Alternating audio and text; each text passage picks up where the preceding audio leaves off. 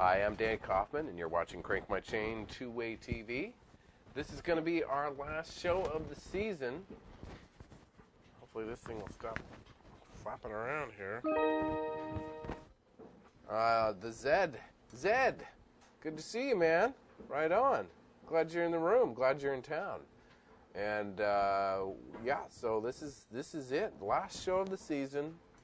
I got some videos to show you, and then I got a long video for the end of the show called Transportation Liberation. And if you've watched our show, you may have seen this before. It's a great video.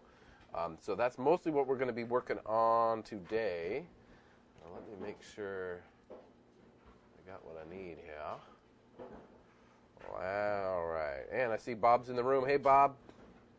Bob, don't know if you just heard, but it is the last show of the season here on CrankMyChain. Yeah, holy cow. And we're mostly just going to be watching some videos today. I know, it's bad news, perhaps, but it's all good, actually. We've got some great projects. I've got some great projects that I'm going to be working on. I got to put my energy into. And then we'll be back, new, better, and perhaps maybe even in a different format, or have new formats to choose from.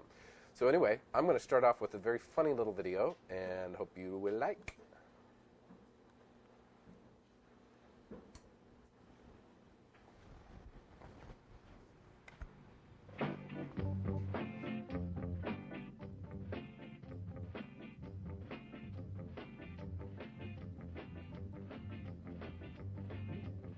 Le bicycle, cela veut dire la bicyclette, la bicyclette.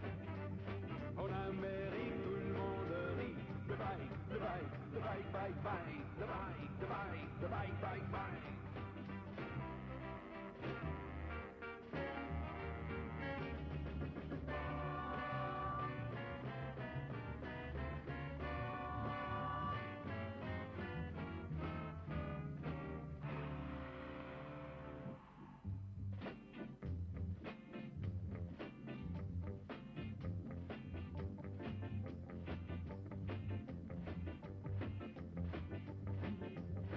Oui, les copains, frappez des mains, tous avec moi. Le bicycle, le bicycle. Et maintenant tout le monde rit. The bike, the bike, the bike, bike, bike, the bike, the bike, the bike, bike, bike.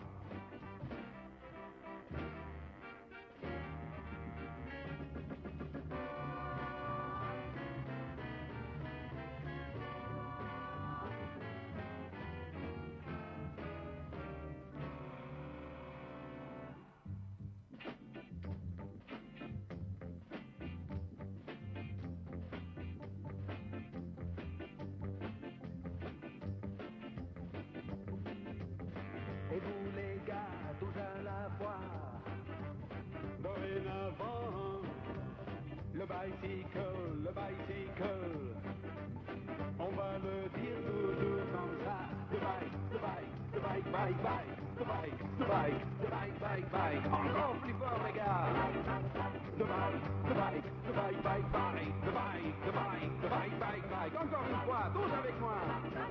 The bike, the bike, the bike, bike, bike, the bike, the bike, the bike, bike, bike. The bike, bike, bike, the bike, the bike, the bike, bike, bike, the bike, the bike. All right. Now that's something else, eh? Yeah. Do bike. And it's interesting at the end, it's like somebody's turning the volume up and down. That was quite interesting and odd. So we just start off with something fun, bikey, and music. Do the bike. I think do bike. Yes, I didn't understand the French there, but I think the guy likes bikes. So, and if he likes bikes, he's a friend of mine, right? Okay. So that's the first video I wanted to show you. And then here is another one. This is the latest from Street Films. A great video about 20 is plenty, which is what we've talked about before. And they actually have a state senator from New York who's walking through this neighborhood, and they talk with this English guy who's been a big advocate of it back in Great Britain. about getting the speed limit lowered to 20 miles per hour and how it changes the neighborhood and how it can make it better. So let's watch it. Here we go. We picked these streets because of the amount of fast traffic. This is almost like Monticello Speedway here, you know. It's the last thing people realize is how important it is to slow down. We're here in Park Slope, outside Park Slope Methodist Hospital, going for a walk with State Senator Adams and Rod King from 20's Plenty in the UK. Okay, good. Started an organization called 20 is Plenty, and 20 miles an hour is what that stands for. He has been working across Great Britain on helping communities create 20-mile-an-hour zones to cover their entire towns, not just on one block or one street. And he's going to talk about the benefits of 20 miles an hour. One of the biggest differences from isolated schemes is that you're delivering a benefit to the drivers. If you were to put in a 20-mile-an-hour limit here on the street, for most of the drivers using it, they would come into this and actually, well, why am I slowing down for these kids? What's special about these people? No one slows down for my home. So has it been a substantial reduction in... We're talking about, in the first time we did it in the UK, which was Portsmouth, they had a 22% reduction in casualties. Wow. But also it's really empowering neighbourhoods. These aren't just rivers of tarmac automobiles. Right. These are actually places where people live and talk and to walk as we're doing. Part of the walk we did today was to explore and look at the opportunities that can we drop our speed limit from 30 miles an hour to 20 miles an hour, what type of impact it would have on our everyday lives. And when you look at UK and other areas of the globe who are really leading this initiative, you find that it doesn't have a negative impact. In fact, it has a positive impact. All we need as citizens is to have a paradigm shift. Move away from believing we have to move at a fast rate to get somewhere, when we can move at a safe rate to get there in a very safe manner, and also the public will be safe also. This is an especially dangerous corner from an accident statistic standpoint. 3 years ago, a car came flying down here and ended up in the front window of Ozzy's. Lori was driving down 9th Street not too long ago and got T-boned by a car that ran the light here. How do you think communities like Park Slope will respond? You know, I think you're going to find there's a significant amount of support because we've got civic groups that are completely behind the idea. This Park Slope Civic Council, Park Slope Neighbors would certainly completely support it.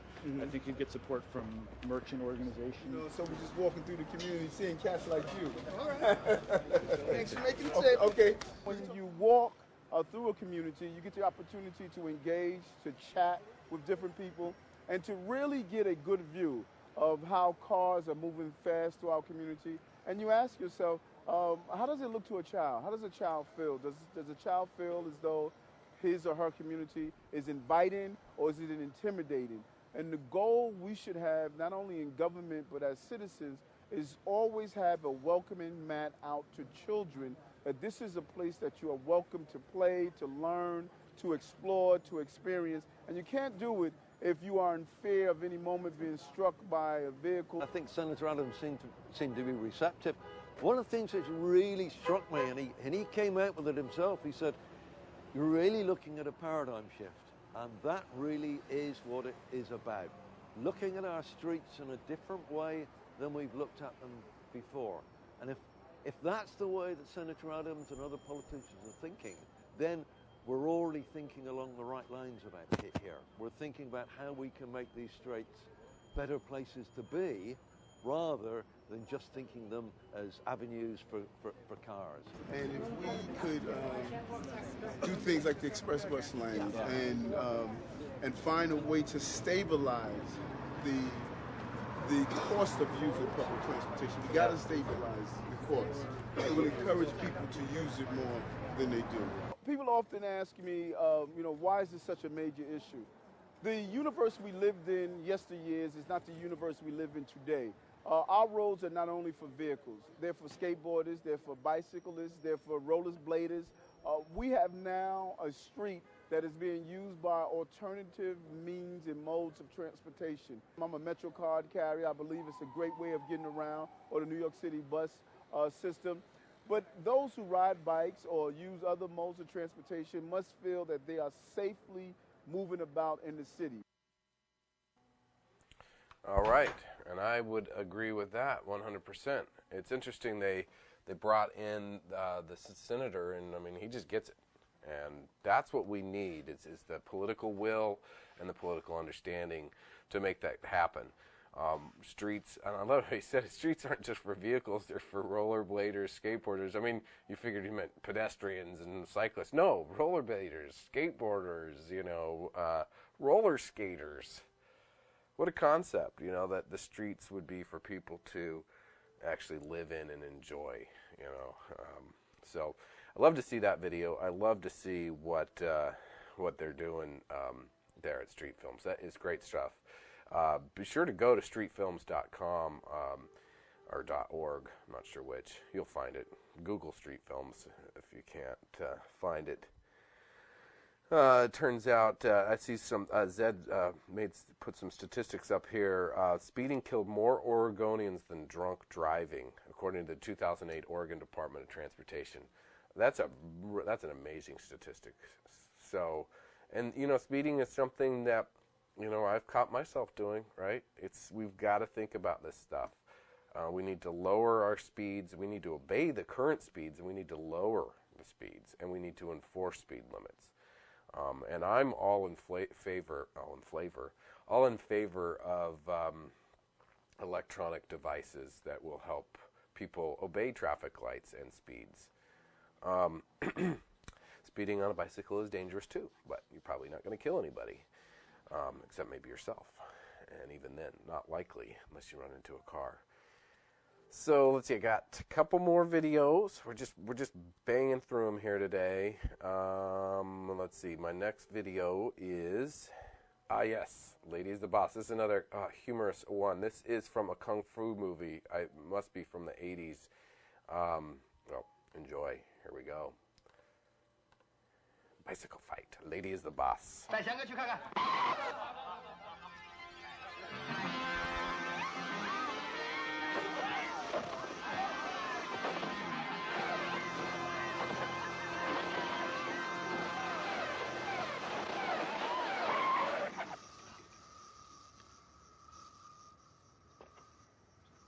臭丫头，你们在这儿干什么？是。要骑脚踏车到别处去。Huh, I like it. 你怎么样？你。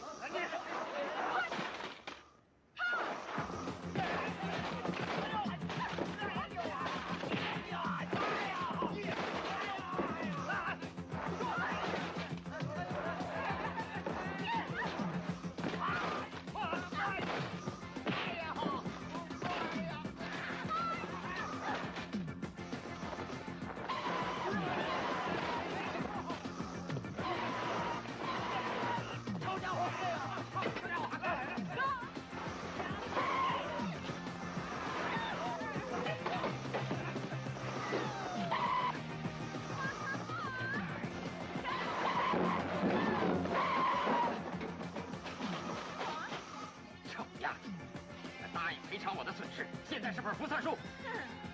你呀，看他。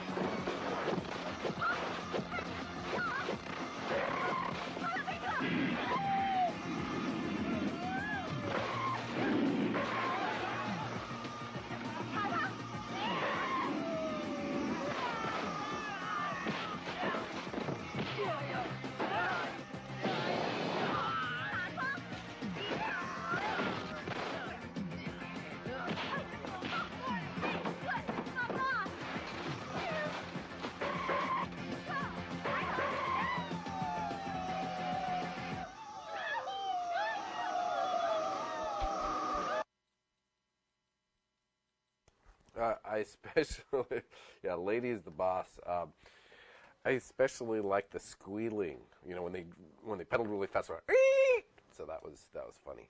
I like that.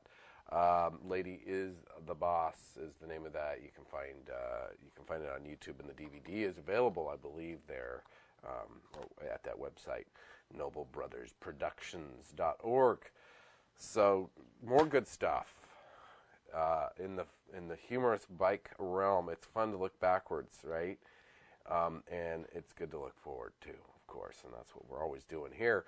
And this is going to be it. In fact, this is the last time you're going to see me here, at least for the rest of the year, unless we do something special. We always reserve the right to do a special broadcast any old time, and we'll let you know. Follow us at Facebook.com. There's a CrankMyChain page there. You can follow us at Twitter. PDXKTV is my handle. YouTube, PDXKTV as well. Google CrankMyChain. There's the website, CrankMyChain.com. Okay, so that's how you find us. We are sponsored by, and most of our stuff is made possible by BikeRealtor.com. So check out BikeRealtor.com, especially if you're looking to buy or sell a home in the Portland, Oregon metropolitan area. Yeah, so there we go. It's been great. We just totally enjoy having all the support for the show and the great conversations that we've had. Bob, thank you so much. And Zed, it's good to see you in the room. I'm glad that you're in Portland. We're going to have to meet up here now that you're back and landed. So good stuff. I'm going to show the next video is pretty long, and it's probably going to wrap up the show. And it is and I suppose I should play the theme music before I leave. So I got one, hold on just a second.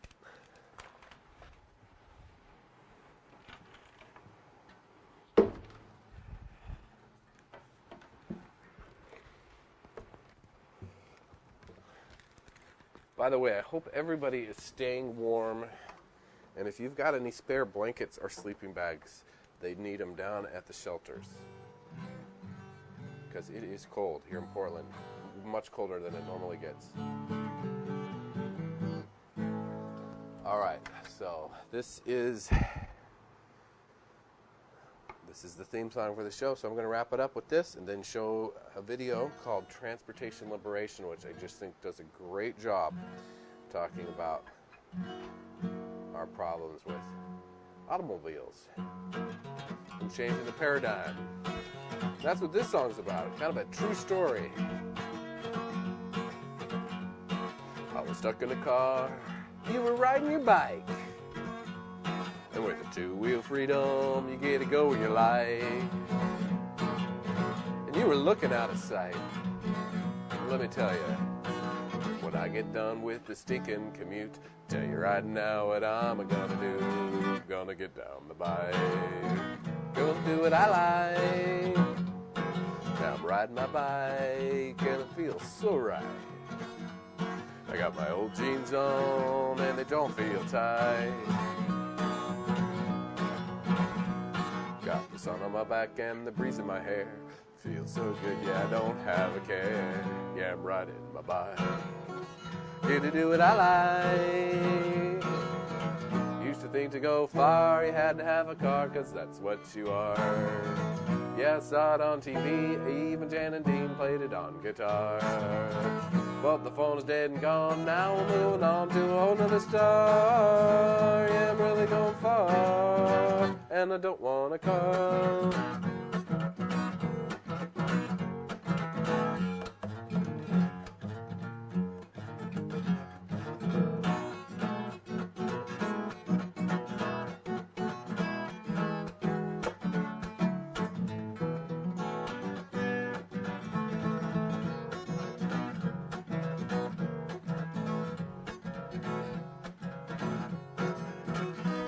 To go far, you had to have a car, 'cause that's what you are.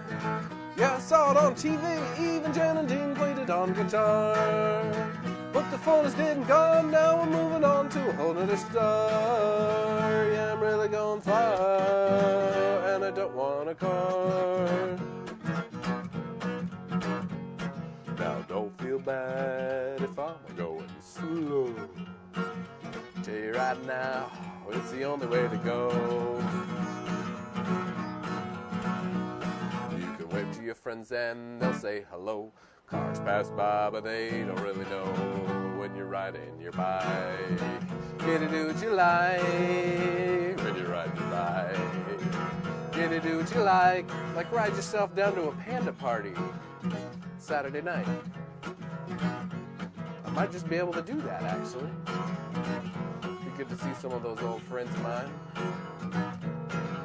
All right, here we go. Get to do what you like. All right. Okay, you're watching Crank My Chain, two-way TV, and we have had a great season this year, 2010. Learned a lot. I've got some great new tricks and stuff that I'm using, but we've got some projects that we got to take care of. We got some improvements. We got to sharpen the saw and come back bigger, better, and badder. So stay tuned, and we'll just stay tuned to Crank My Chain, and we'll let you know when we're back on the air again. So again, this last thing I'm going to show to kind of wrap out the show, it's about a 40-minute long video. It's called Transportation Liberation, and it is about how these people went car-free and how it changed their life and how it would be a really good thing for Americans to do a similar thing. So let's check it out while I bring it up. Transportation Liberation. Transportation Lib. There we are. The Transportation Liberation Roadshow. And the folks who put this together are great. Now, don't be alarmed. They are hippies, but, so am I. So there you go. Hippies are often very smart. Broadcasting from Purple Earth. Thanks a lot. See you on the other side. Hello, my name is Abby, and I'm going to talk to you about transportation liberation. This is a story that illustrates how my wife Rosie and I chose to live without a car. The story starts in 2001, when we were blessed with the chance to take 2 road trips of our dreams. In the summer, we loaded up our old Ford Ranger and took a loop through the western United States. We went through the Four Corners, the Grand Canyon, we went the entire length of the West Coast, and then we came back home through Yellowstone, and we went to a lot of other cool places in between, right in the middle of biker season. We were seduced by the great American dream of the open road, to sit back and watch the countryside roll by under our seats, to put on the music and breathe in how vast it all is. But the reality is one of crowded roads, traffic, exhaust, and stress. Let's hear the sounds of stress. I want to get out of town. Me too. We were stressed out because our truck turned out to be a 5,000-pound burden. We had to feed it gas, we had to deal with breakdowns and repairs, and often it was next to impossible to find a place to put the thing. So in the fall, we spent 2 months touring a big chunk of Europe, and we got to experience life in a lot of places that we had only seen in other people's photographs. What made this trip so much different from the first was our method of travel.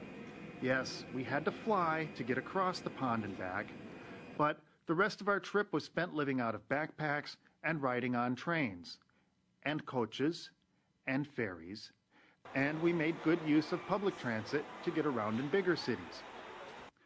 But travel time was for lounging and cuddling and sleeping and eating and writing and reading or working or just gazing out the window at the scenery, all stuff that you cannot do while driving. So this story is about what we learned from the dramatic contrasts between these 2 odysseys. It's about the contrast between transportation being done wrong and transportation being done right. It's about the difference between having our eyes locked onto the road all the time or dreamily watching our shadow through the window. It's between living 2 months in and centered on our car, and then spending another 2 months discovering a life where our car was not part of our reality at all. And we never felt weighed down by our packs. In fact, we felt liberated from the burden of our truck. It wasn't long after that we became car-free, and it turned out to be one of the smartest things that we've ever done. 'Cause now we're free from the need to keep throwing money into our car. We're free from paying for gas and oil and tires and repairs. No more bills for registration or insurance. We're free from the stress of driving, and now we live much more active and healthy lives. But being car-free is best if we all can do it, because then we can become free from noise and pollution. We can be free from having to build and maintain more and bigger highways and bridges. Instead, we can opt for more human-friendly design. It's a lot cheaper to build and maintain, easier and safer to navigate, much nicer to look at, and gentler on the environment. Most important is what not driving does to our social fabric. When we interact face-to-face, human to human, we're much nicer to each other than we are when we're inside of steel shells. And this leads to more cohesive communities. So in short, transportation liberation makes us a richer, healthier, happier people living in cleaner, quieter, friendlier neighborhoods. This program is going to talk about the whys of not driving, the hows of not driving, which start with driving less, and finally, what we all can do today to get closer to transportation liberation. The whys of not driving are spelled out in the subtitle of this show. Save money, save the planet, save your sanity. We'll look at each of these in detail, starting with saving the planet. These days, when people think about what driving does to the planet, they think about global warming. But there are a lot of other ways that driving does damage to the planet. But since everybody's thinking about global warming, we'll look at that first. For those of you who don't already know, a big cause of global warming is all the extra carbon dioxide, all that CO2 that we're putting into the atmosphere. What you see here is me holding a 5-pound canister of CO2. We use it to keep our beer keg charged up, and that little bottle of gas will last us about 3 or 4 half barrels. If I opened up the valve and let all the gas out, there's about enough to fill a small closet. This is a 2-gallon can of gasoline. When we burn it in our motors, each gallon becomes, among other things, 20 pounds of CO2. So this 2-gallon can of gas is equivalent to 40 pounds, 8 of those canisters of CO2. But we burn a lot of gas. Every year, we use 22 billion gallons of gasoline in America, and Americans burn 40 billion gallons of diesel fuel. I wanted to know what this much fuel would look like, so I did some math and I figured out how deep each tank, hypothetical fuel tank containing a year's worth of fuel, would be if it were a mile in diameter. The gasoline tank that you see on the left is 135 feet deep. And on the right, you see the diesel tank, and that's 250 feet deep. And what we're looking at here is what these two hypothetical tanks would look like in Portland. Now, the problems with fuel are not limited to burning it. Before fuel can be burned, it has to be refined. And refining is a dirty, obscene, gross process. In fact, for every 15-gallon tank of gas, another gallon gets burned at the refinery. Then there's the impact of the entire transportation infrastructure. Crude oil has to get from the wells to the refineries. It goes through a vast international network of pipelines and supertankers. Then it has to get to our local gas stations through yet another insane network of pipelines, storage terminals, and trucking fleets. Murphy's Law has enforced itself with devastating results in that anything that can go wrong has gone wrong and will continue to go wrong. When we buy gasoline, this is the industry that we're subsidizing. So, you might be thinking that we should save gas by driving hybrid cars, or run them on ethanol, or biodiesel, or even electricity. The problem with using alternative fuels as an excuse to keep on driving the way that we drive now it won't solve a lot of the fundamental problems caused by driving. And any problems that are solved will be done by creating new problems, some of which we're seeing already. For example, think about this the next time you fill your gas tank. If you were to fill your tank with straight ethanol, or maybe E85, that one tank of fuel uses enough grain to feed a person for a year. I looked up yield expectations and conversion factors, and I did some more math. To replace a year's worth of gasoline with ethanol, we would need 57,000 square miles of corn. Now, the yellow box on the map represents the 57,000 square miles of prime corn-growing real estate that we would have to sacrifice for this endeavor. It doesn't leave that much corn for food. Now, to fill the bigger tank, the diesel tank, we need to grow 900,000 square miles of soybeans. Now, the software that I used to draw a picture of a hypothetical 900-mile by 1,000-mile soybean field doesn't compensate for the curvature of the earth, so that's why it looks a little weird there. I also need to point out that the fuel from this field is only enough to replace the diesel that we use on the highways, in 18-wheelers, buses, motorhomes, and so forth. It does not include what we use for farm machinery, railroad locomotives, construction and mining equipment, generators, and all these other things in which we burn diesel fuel. Mining is something that we subsidize anytime we buy a car, especially a new car. Minerals have to be dug out of the ground, hauled to a mill, and then a lot of energy gets expended to turn rocks and dirt into usable metals. And you can't process all that steel that we need to build our cars without burning lots of coal. The car manufacturing plants themselves are sprawling, power-hungry complexes with thousands of arc welding stations and lots of high-performance power tools. Building the roads themselves has an unbelievable carbon footprint, and it comes from cement. There's a ton of CO2 released for every ton of cement produced, and we use 470 metric tons of cement per mile per lane on American highways. Embedded in that concrete slab that we call a lane mile are 59 metric tons of steel. That's the web of rebar used to reinforce the concrete. Blacktop, cheap substitute for concrete, but it's a smelly, tarry petroleum product. Most people want their potholes filled, but they don't want one of these in their neighborhood. So, burning fuel is bad for the planet. Getting the fuel we burn is bad for the planet. Building the cars that burn the fuel is bad for the planet. And building the highways that our cars drive on is bad for the planet. All of that should be reason enough to not drive. But for some people, it's not reason enough. But saving money, that gets just about anybody's attention. Let's look at how much it costs to drive. The cost of driving goes far beyond the cost of gas. We found a total cost of ownership calculator at the Edmunds.com website. You tell it where you live, what kind of car you're thinking of buying, and it comes back with a whole spreadsheet estimating the cost to drive that car for 5 years. So looking for cheap driving options, I went there and chose a 2003 Toyota Corolla delivered to La Crosse, where insurance rates are a lot less. I averaged out the numbers over 5 years, took fuel out of the picture for now, and came up with a bottom line of about $3,400 a year, or $283 a month. Now that's the cost of ownership alone, does not include what we pay for the fuel we burn or what we pay for parking.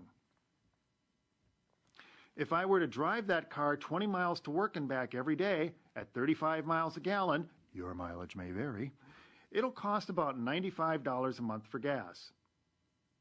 So anyway, the total driving expenses in this frugal scenario are about $378 per month.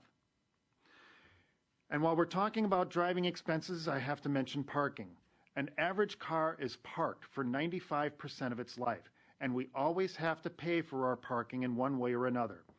One part of the parking expense is parking tickets, which in some places are almost inevitable. So anyway, in some places, the total cost of parking can run into triple digits every month. So for comparison, I whipped up this little calculator of expenses that you might have in a year of the non-driving lifestyle. Now in our world, these are living large numbers. What we actually spend is a lot less than this. And it all comes up to a little bit over $100 a month to live large, not driving, which compares pretty well next to $378 for the frugal driving lifestyle. So think of all the cool things that you could do with way over $200 a month or over $3,200 a year. So anyway, that's the direct personal financial cost of driving. We still have to consider the public cost of driving, what we all pay through our taxes for roads and bridges and stuff like that. First, we're going to have a little sidebar diversion, another visualization exercise. What does $1 billion look like? We all know what a $100 bill looks like, even if we don't get to handle one often enough. $1 billion is 10 million $100 bills. If you had 1,000 $100 bills, that'd be a stack of C notes 4.3 inches high. 100 grand. That's a lot of money to leave on the table. Now 10 of those bundles is $1 million, the proverbial suitcase full of $100 bills.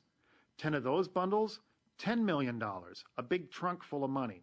10 of those is $100 million, a couple of very heavy pallets. 10 of those is $1 billion, enough $100 bills to stuff into a small room. $1 billion is a stack of $100 bills, 12 feet long, 7 feet high, and almost 5 feet wide. So remember what $1 billion looks like when we start talking about some of these numbers. According to the Federal Highway Administration, every year Americans spend $153 billion to pay for roads. On top of that, Greenpeace did a study in 1995 and came up with $25 billion as the annual cost of routine military protection of the oil supply. Now in 2008, I would regard that as a conservative number. Then there's also the cost of trying to steal oil, mainly the Iraq War. $3 trillion, spread that out over 30 years, it's still $100 billion a year. So altogether, our tax dollars are subsidizing driving to the tune of $288 billion a year. So you might say, well, we pay for roads with our gas taxes and registration fees and stuff. Kinda, not quite. We only collect $90 billion in gas taxes and registration fees every year. That leaves $198 billion not paid for. So it's paid for through other taxes. I think it's what the wonks call general revenue. What this means is that whether we drive or not, every man, woman, and child in this country is paying $55 a month to subsidize the national driving addiction. Or we could raise the gas tax by $3.19 a gallon. And I'm not sure how much gas people would buy if it were $7 a gallon. So driving is very expensive, but not in terms of money alone. It's also expensive in terms of our time. There was a nationwide survey done a few years ago commissioned by ABC News that studied driving habits, and it found that we spend an average of 104 minutes a day driving if we have kids living at home. Those of us without kids at home average only 77 minutes a day behind the wheel. What this means is that each week we use the equivalent of an extra workday driving, 8 2/3 hours for those of us with kids at home, or 6.5 hours for the rest of us. Think of all the cool things you could do with all that extra time. Driving takes a high price on our health, mainly because the driving lifestyle is a sedentary lifestyle. Walking is what our bodies are designed to do, and our health suffers if we don't do enough of it, or at least get enough of some sort of exercise. Another health issue is that if you're in the middle of a parking lot of idling cars, the air quality is going to suck no matter how good your air filters are. Another health hazard is road rage. We've all been exposed to road rage. In fact, most of us have probably committed road rage at one time or another. When we're driving, we're hassled, we're stressed out, and we're stir crazy. So the driving lifestyle is not only bad for our physical health, it's also bad for our emotional health and our mental health. And on top of all that, you never know when driving might bring you to a place like this, or even to a place like this. Right now, Americans, very rightly so, are ticked off because over the past 5 years, over 4,000 service people have been killed in the Iraq War.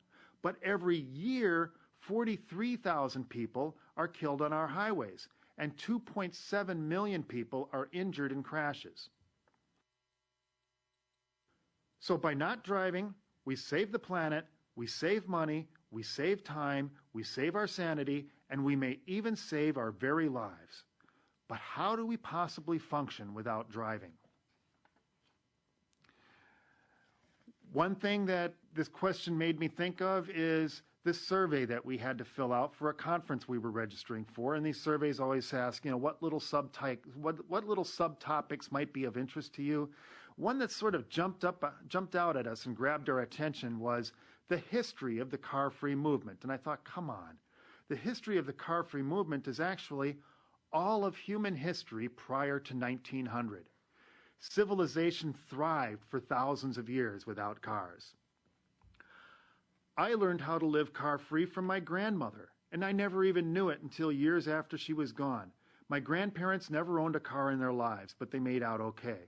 They lived right in town. It was a small town, and they walked to work, they'd walk to the grocery store, they'd walk to church, my mother walked to school. Everything they needed was within walking distance. And every little town had, at the very least, a bus that came through once a day. So if you can't get anywhere that you need to go without a car, you should seriously consider moving as an important part of your transportation liberation strategy.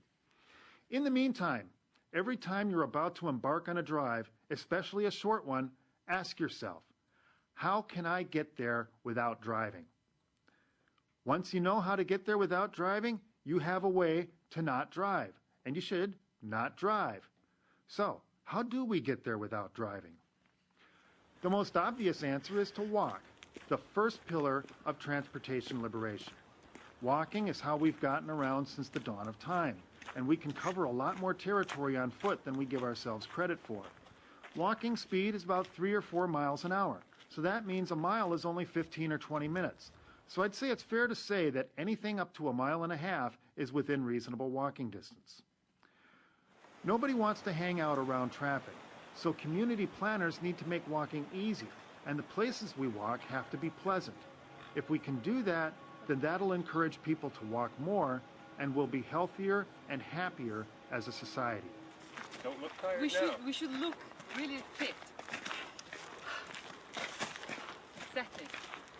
The invention of the wheel helped extend our range by quite a bit, which brings us to the second pillar of transportation liberation, the most efficient application of human power we know of, the bicycle. A steady commuting pace is about 10 or 15 miles an hour, so depending on hills, a reasonable commuting range is about 3 to 5 miles. If you already have a good bike that you use for exercise, start using it as a way to get around without driving. You probably don't want to ride on the same roads that you would normally drive on. What we like to do is we'll use a dedicated bike route when we can find one. Otherwise, we'll find some bike-friendly side streets. And if you have the right clothing and the right gear, you can ride a bike in any weather. Another advantage with bikes is parking. In this Copenhagen neighborhood, there's a well-placed horizontal bar mounted to the wall of this building for the entire block. It provides lots of safe and accessible parking that the car people could never even dream of. Near European train stations, we'd often see literally thousands of bikes. What commuters do is they would own 2 bikes, and they'd keep one at the station where they live, and then they'd keep another one at the station where they work. The third pillar of transportation liberation is public transit. We can move people much more efficiently if, instead of 1 or 2 people per vehicle, we can transport dozens or hundreds of people per vehicle. Most of us are familiar with the most common form of public transit, the diesel bus. We're going to take a quick little tour of some of the other public transit that we've seen. One improvement on the diesel bus is the electric bus. The Muni in San Francisco has been using these for generations, powered by electric wires hanging over the street.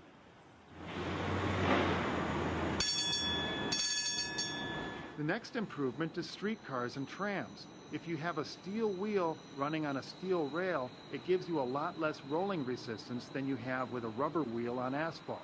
So that makes streetcars and trams a very efficient way to move lots of people.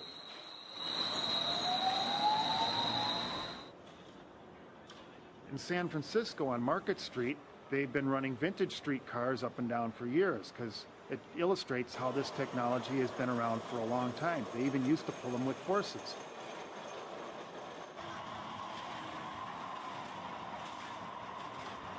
And San Francisco has kept their system up to date with up-to-date equipment and well-maintained tracks over the years, just still benefiting over a century later from this system that they've built. We were in Prague and we saw this funicular running up and down the hill and we thought, wow, that looks cool. We got to check this out. The funicular is interesting. It's two cars cabled together, and the car going down the hill helps pull the other car going up the hill. When one of the cars is stopped at the station, both of them have to stop, and then they pass each other in the middle.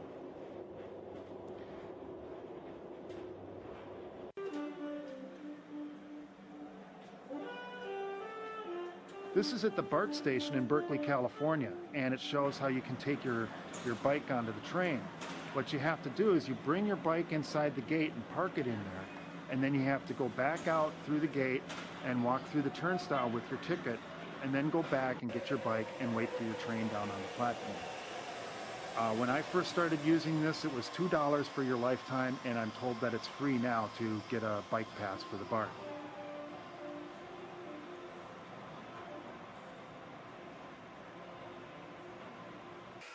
And then, of course, to leave the station, you have to feed your ticket back through the turnstile. An interesting thing about the BART is that in 1989, they had a huge earthquake in the Bay Area, and it destroyed a lot of the highway infrastructure. Freeways collapsed. The Bay Bridge was closed for over a month. The only way to get across the bay was on the BART, because the BART, including the Trans-Bay Tube running on the bottom of the bay, was virtually undamaged, reopened the next day.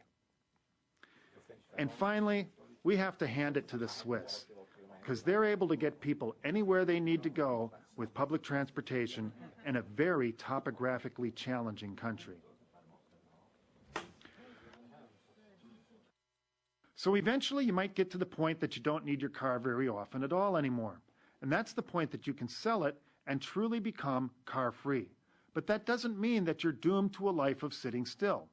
For instance, if you miss that last bus that can get you to the train station on time, you can still call a cab. See, we don't need to own a car as long as we know we can get access to a car when we need one. So what we do is we rent a car 3 to 5 weekends a year, and that still costs less than the cost of car insurance alone. A lot of cities have community car programs. This one is in Madison. It's another method of providing access to a car for people who don't need one very often. The membership and the usage fees are a lot less than the cost of owning a car, and these services can make a variety of vehicles available to a lot of people. We're big fans of piggybacking. If you bring your bike with you to the city, you can use it for running those short errands or exploring the neighborhoods without hassling with your car. And then if you're out on the highway, it's good to have it along just in case you break down in the middle of nowhere. That makes the nearest gas station a lot closer than it would be otherwise. In La Crosse and a lot of other cities, you can piggyback on the bus using these bike racks that we call Herber racks for reasons that I'll explain later. You fold the rack down, put your bike on the rack, and you get to save your energy for riding to the places that the bus won't go. The Max in Portland, just like the BART in San Francisco and a lot of other systems, let you piggyback your bike on the train. And you can even bring your bike on a lot of Amtrak trains. So how do we get home with a week or two worth of groceries if we don't own a car? With the right bags, you'd be amazed at how much you can carry on the bus. And as far as using pedal power to haul a load, even a 4-year-old can figure that one out. We have 3 trailers in our fleet. This is our first trailer. It's a kiddie trailer that we modified to haul cargo, and it's enough to handle almost our biggest shopping trips. Recently, we invested in an 8-foot trailer built by an outfit in Iowa called Bikes at Work. Right here, I'm loading up about 200 pounds of dry goods and groceries from a big bulk order that we did at our co-op. We saw this rig at the Midwest Renewable Energy Fair in Wisconsin, tooling around the grounds collecting recyclables. In the Christiania enclave of Copenhagen, they have this bike called the Christiania bike. It's a push cart on the front, powered by a bicycle from the behind. And generally, it's mostly used to haul kids and groceries.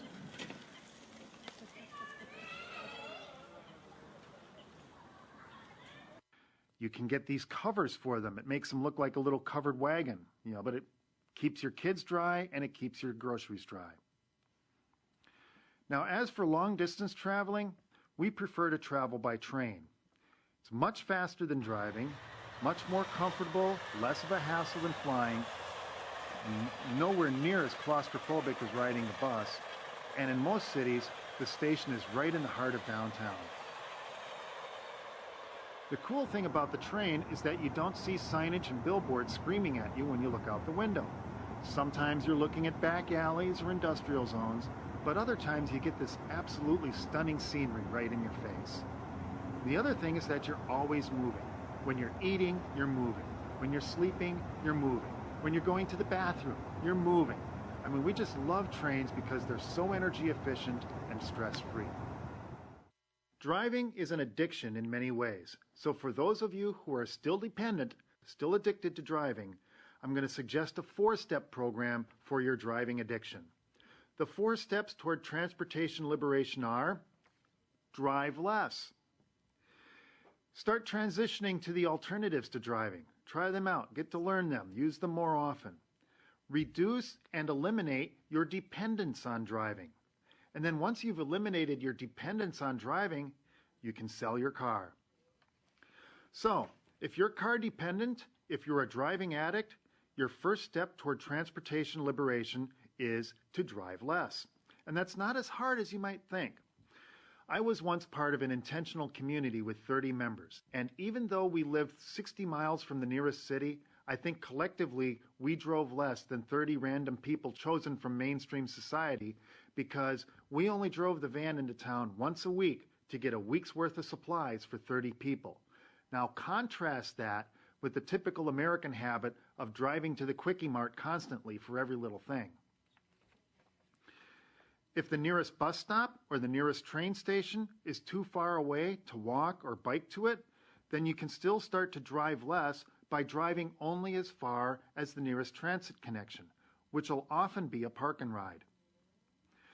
So keep looking for every way you can to not drive. Try commuting once a week without driving. Adapt to it. Start to do it more often. Walk around and get to know your neighborhood and your community on foot. Keep extending your range. Try riding a bike. Get it tuned up. Get it properly adjusted. And get to know the best ways to get around your neighborhood on a bike.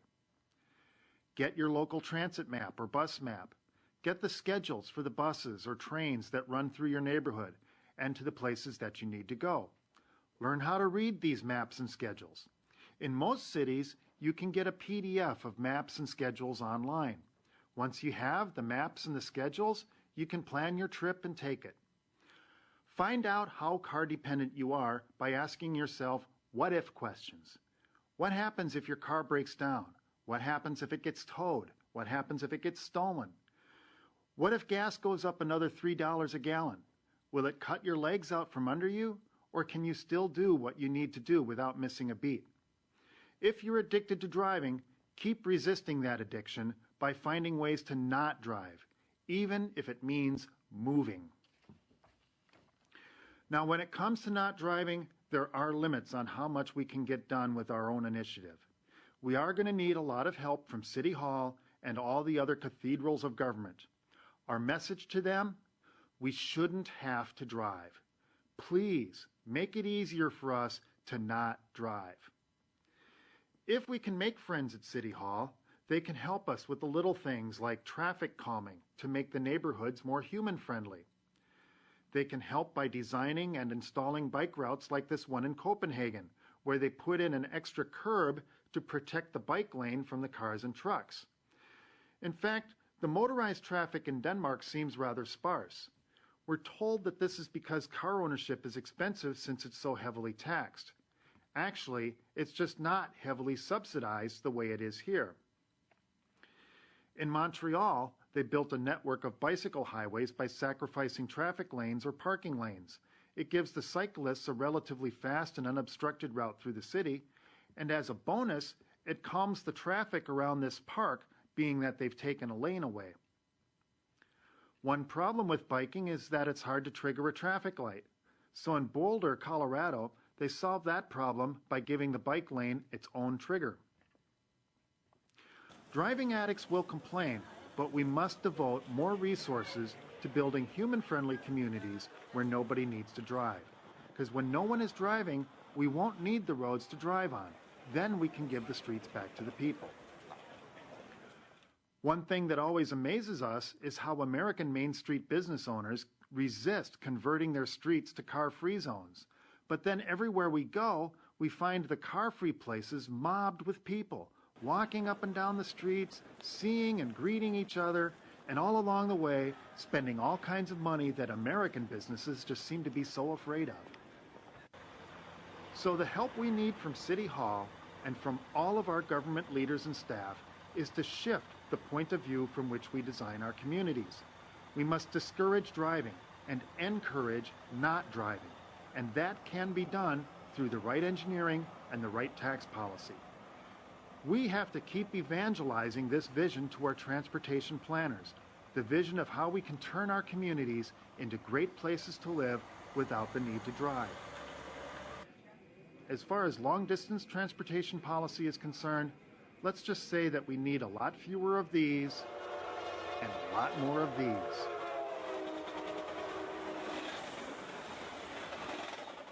Now, if you're rational and if you're persistent, you can get things done. There actually are people just like us in city halls, county courthouses, state and federal office buildings all over the world who want to see good things happen, but they get caught up in the bureaucracy, and they need that little extra push from the rest of us to get these kind of things validated. So I'm going to close with two stories of how one person can make a difference. Remember the bike racks on the buses and how we call them Herber racks? That's in honor of Dan Herber. He was a young car-free activist in La Crosse in the 90s. He was on the Bike Ped Committee, got himself elected to city council, and one of his accomplishments was to get these bike racks installed on the buses. That one small accomplishment by one person continues to extend the range of bicyclists in La Crosse over a decade later. Another thing that La Crosse has is the Stacy Pass. It gives all of the students at the State University, the Catholic University, and the Technical College free rides on all city buses. Your student ID is a bus pass. The way it works is that the MTU gets an annual flat fee paid for through student activity fees. It's called the Stacy Pass in honor of Stacy Boots. She was an energetic young student at the University of Wisconsin in La Crosse who had this idea and made the connections to get the student government, the university, and the MTU to all sign off on the deal. Now, Stacy's moved on to an exciting post-student life, but students in La Crosse still benefit from what Stacy got started. So any one of you can be a person who makes a difference, maybe in a way similar to what Dan Herber or Stacy Boots did, or maybe in some completely different way that better suits your style. No matter what you do, I hope you leave here today knowing that there's something more that you can do that you're not doing right now. Now, there's a theory out there, I think it started in the science of computer climate modeling. It's called the butterfly effect. It says that the flapping of a butterfly's wings in China can affect tornadoes in Oklahoma.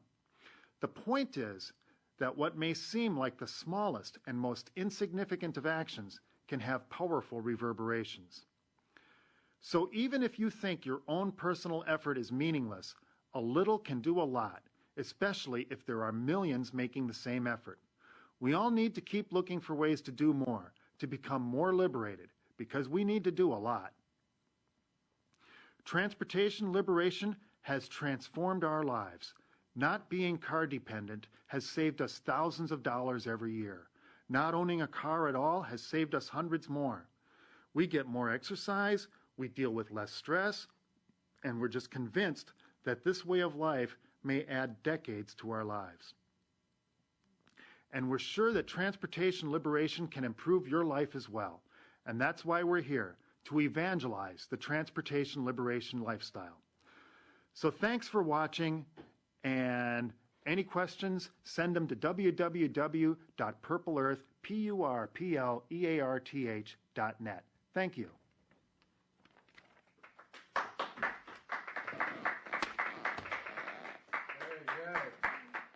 Broadcasting from Purple Earth.